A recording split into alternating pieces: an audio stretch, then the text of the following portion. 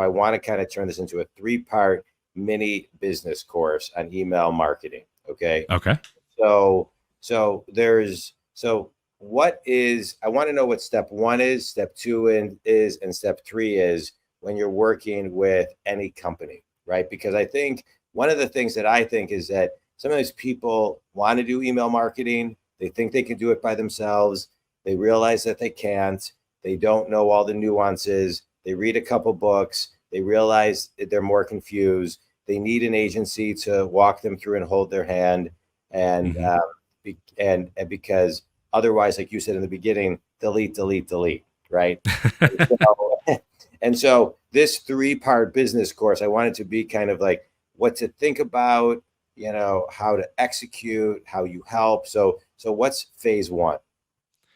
Phase 1 is, I like to call it the inventory, right? Or the sort of, do you have everything set up? So email is not just you can go sign up and start sending email. At least you shouldn't be doing that. So step 1 really is, especially with the rules that just came out with Yahoo and Gmail around authentication. So making sure that you've got your domains set up properly so that when you do send email, the mail providers know it's actually you. So we go and look at, I'm going to throw a lot of acronyms out. SPF, we look at DKIM, we look at DMARC. Those are the 3 big authentication pieces that we look at those and go, are they set up correctly? Good. Then we can get into step 2. We would look at the life cycle, right, of who we're working with. And every, you've got e-com brands that, certain general life cycles where you have, like I said, your welcomes, your cart abandons, post-purchase, things of that sort. And then you get into your B2B realm where you could be in, SQLs and MQLs, and how are you changing your messaging on that? What I like to do is look at a holistic journey and then start filling the gaps. Do we have email filling the gaps in the right spots at the decision points that customers are going to have? And then from there, we look at and dive into, you get into content, you get into the strategy, and really the best email.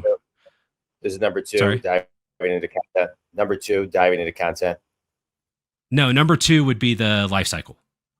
Okay, sorry. So we're still number 1. Sorry, yeah. Still number 1. All right, keep going. So content, number 1 is the number 1. Yeah, sorry. So number 1 is the authentication, making sure the technical pieces are set up correctly. That's number 1.